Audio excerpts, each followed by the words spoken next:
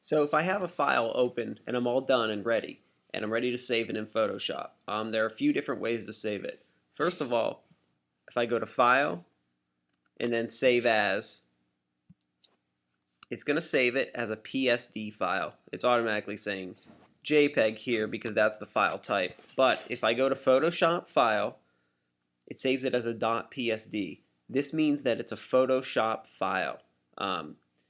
This is the type of file I always want to save two versions of my file. I always save it as a PSD and I save it as a JPEG.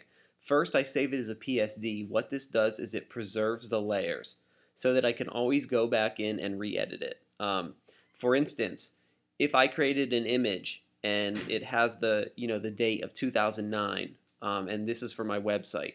Next year, when I go and update that image, I don't need to open up a JPEG and recreate the image. I can open up my PSD file, go into that layer where the date is, and change the date. Alright, so I can save it that way. Now, to save a file that I want to put online, I don't want to save it as a PSD.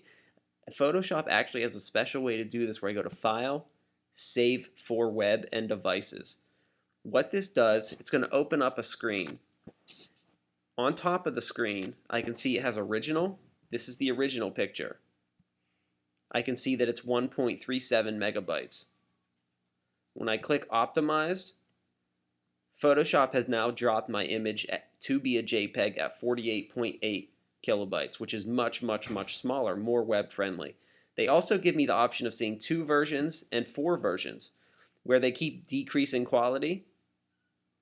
And you can see the difference between the 14 kilobyte one and the 48 kilobyte one. There is a difference. If you look at the hair, you can see that there is definitely some pixelation in this version of it. So I select the version I want.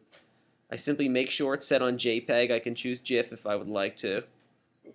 I can choose the quality. And then I simply go to save, and I've saved the file as a JPEG for the web. So this is how you save images in Photoshop for both the web and as a PSD file.